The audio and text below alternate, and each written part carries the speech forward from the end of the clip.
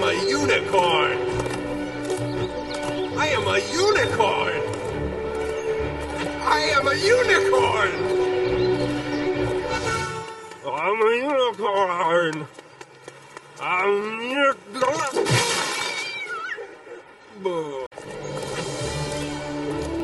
I am a unicorn. I am a unicorn. Welcome back, my gorgeous, good-looking friends. I hope you're well. Today, Spare dropped. And let me tell you, I am overwhelmed with the amount of lies, with the amount of press this guy is getting. I am legitimately concerned about what he is doing. This guy is dangerous in the United States. He definitely has issues which need medical assistance. He is not all there. And the fact that he has this platform and abusing this public platform to push out misinformation, disinformation, and on top of it, on the board that's trying to control censoring the internet, I think Americans need to be worried. While although he did not bring this up in any of the American interviews, he sure did bring up what his intentions were in the UK. And for whatever reason, well, maybe that's part of the strategy, Harry is not sharing his mission here in the United States because, of course, this would set off a whole bunch of alarm bells because freedom of speech is one of our most valued civil rights that we have. And what people are not seeing is that he is trying very much to have that control, and that needs to stop. And what I'm going to do here, just initially, is show you some of the massive lies that this man has told in his book. To serve my country from abroad, and changing the media, who I believe is at the epicenter of so many of the problems across the UK where people are suffering. I'm happy with them talking crap about me every single day because I know it's not true. What I draw the line at is when you're inciting hatred towards myself and or my wife and my children. It's no secret that Meghan and Harry are behind paying people to carry out targeted hate campaigns on anybody who has a negative criticism of them. For that, they believe or they see it as hate, while others may see it as just pure criticism. And this clown is making it his mission to control that. And that's where we have to stop him and get him some serious help. In this book, it's nothing but lies designed to attack and hurt his family. Now, while he may deny it till the day he dies, that it's his story and he should be allowed to tell it and it's his truth, no. This is pure hatred that's being spewed out. The very act of putting this book together and putting out lies to attack your family is hatred.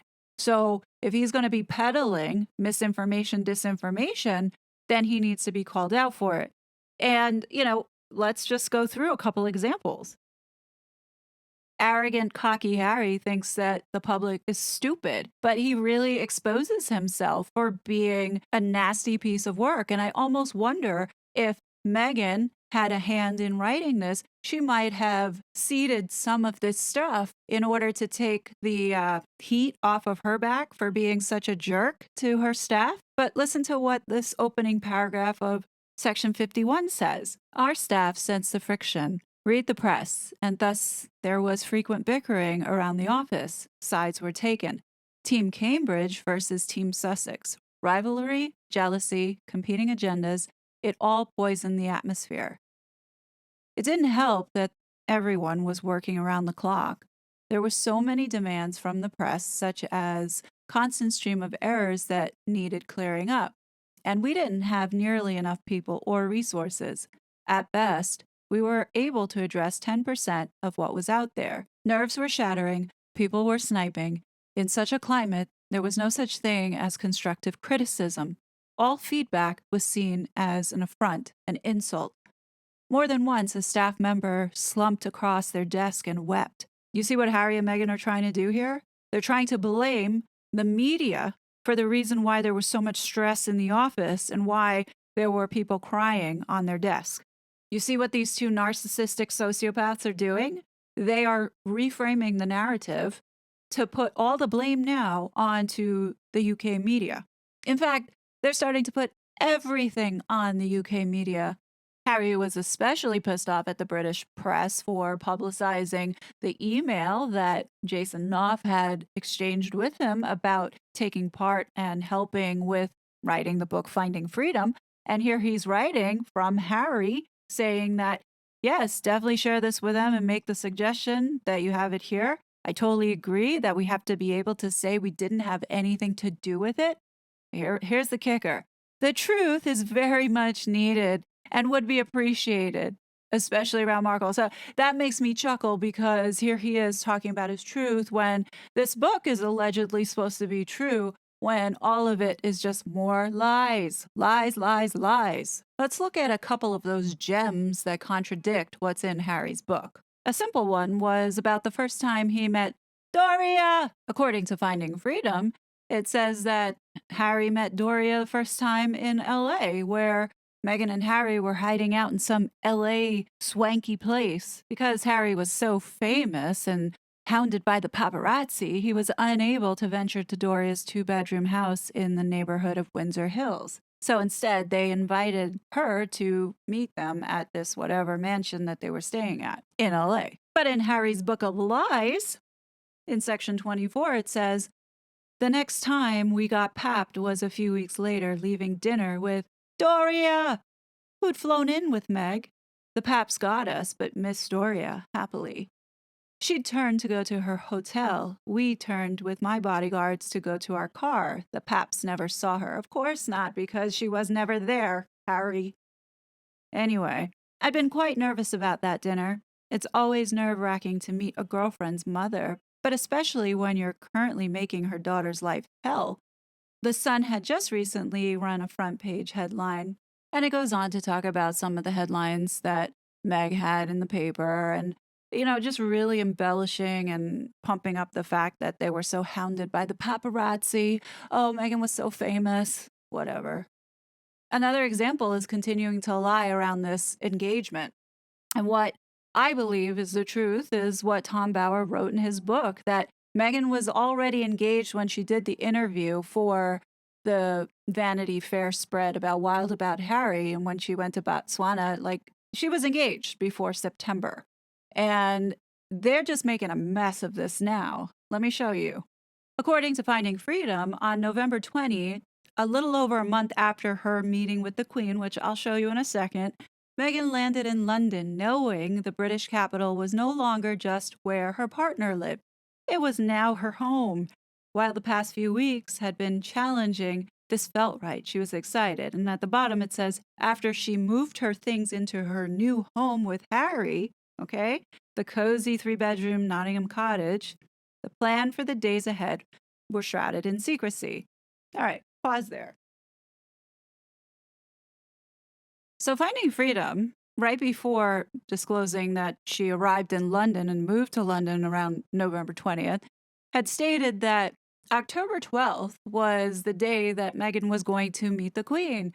You guys remember the corgis sat at her feet and she was like the dog whisperer, hence the Queen falling in love with her and gave Harry her approval? Come on, right? Anyhow, but in Book of Lies, Harry makes no mention of any time that Meghan spent with the Queen, not even this tea to get her approval for him to marry her. Instead, the story now has changed, but in section 33 of Spare, it does start off, it appears that they are at Balmoral and Harry is with his pa and Big Willie. It appears that it was some type of shooting event where Granny was there, and it was that moment, and we'll come back to this conversation between Pa and Willie in a second, but it was there, allegedly, Harry had asked his grandmother to marry Meghan. So obviously, the Queen had to have met Meghan before she would say yes to something like this. And if the Queen met Meghan on October 12th, this doesn't really jive because factor in, the book does say right after, Harry then goes to have the ring made. So between having and finding time to speak to his grandmother, then to get the ring, and then according to Spare, it specifically states that he proposed to Meghan on November 4th. This doesn't jive. No.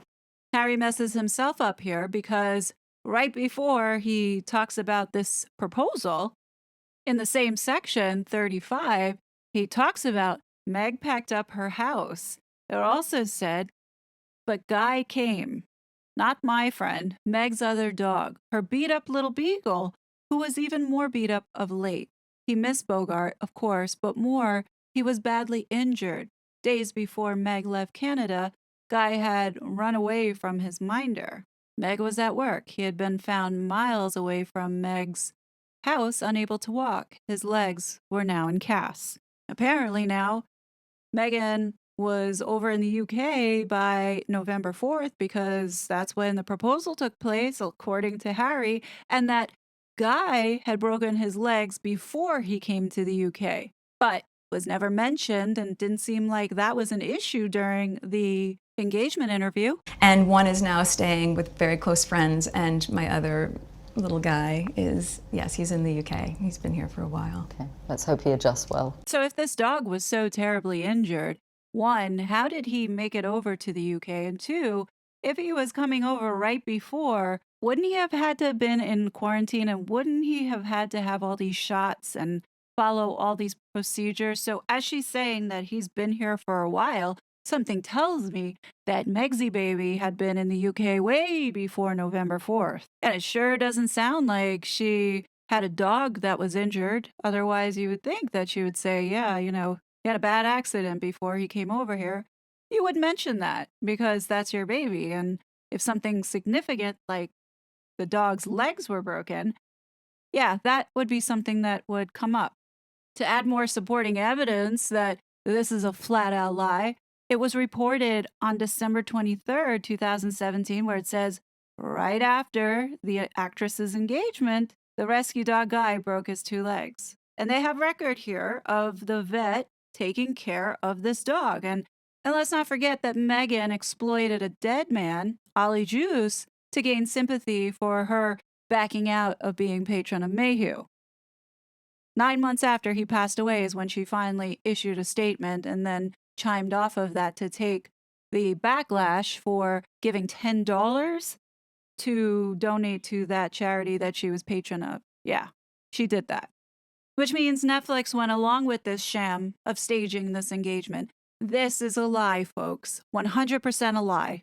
Now let's go back to the section 33, of where Harry was with his pa and Willie in the same event where he went to ask his grandmother for permission to marry Meghan. So right before he does that, he's talking to William and his father, and allegedly it says that Charles had asked him if Meghan wanted to carry on working, and Harry goes, say again? He goes, does she want to keep on acting? And he goes, oh, I mean, I don't know. I wouldn't think so. I'll expect she'll want to be with me doing the job, And then Charles goes, I see. Well, darling boy, there's not enough money to go around. I stared.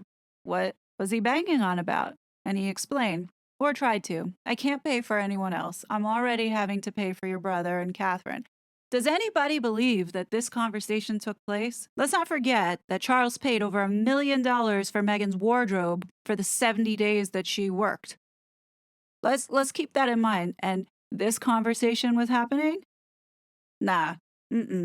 I believe that it was put in here because he got called out in the Oprah interview.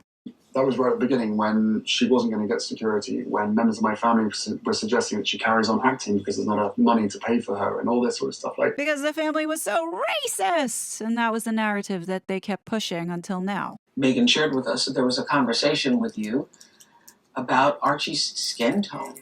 But how could they have a conversation about Archie's skin tone if Archie didn't exist at the time when this allegedly happened?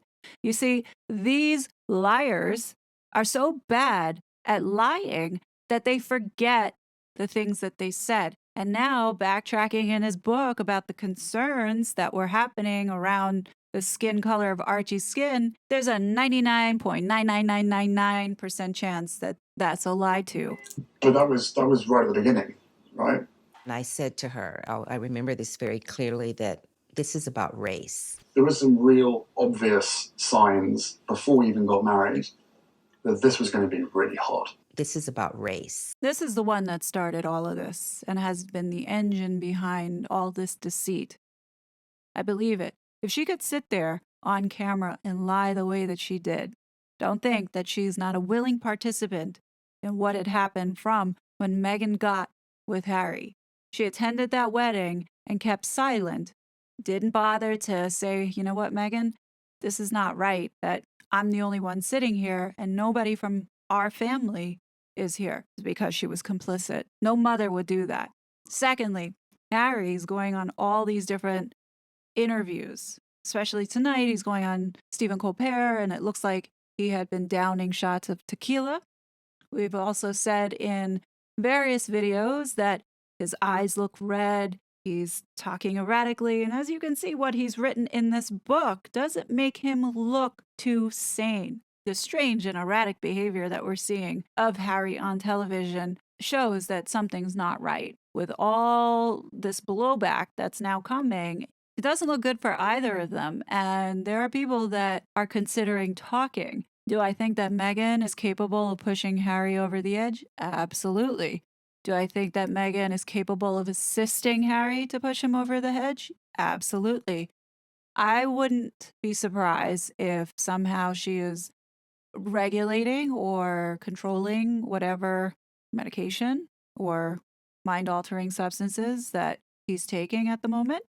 And you never know, accidents happen, and very well could be made to look like an accident. I mean, Meghan definitely would not want to go through a very messy divorce or be exposed for all the lies and deceit, because I'm sure there's a lot of skeletons that she's got hidden that she does not want to come out.